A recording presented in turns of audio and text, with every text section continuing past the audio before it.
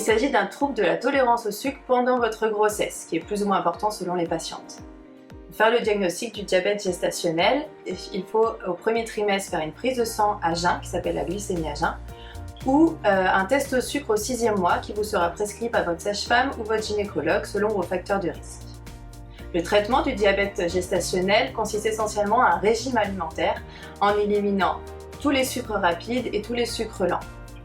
En général, ce régime alimentaire suffit à équilibrer votre diabète, mais dans les cas où ce n'est pas suffisant, il vous faudra voir un endocrinologue qui pourra potentiellement vous prescrire de l'insuline.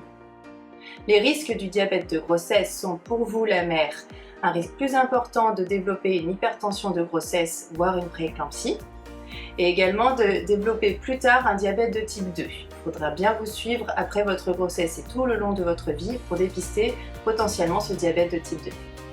Pour votre bébé, cela peut faire des gros bébés, ce qu'on appelle des macrosomes, avec tous les risques au cours de l'accouchement d'un gros bébé, c'est-à-dire un peu plus de risques d'extraction instrumentale, voire de césarienne.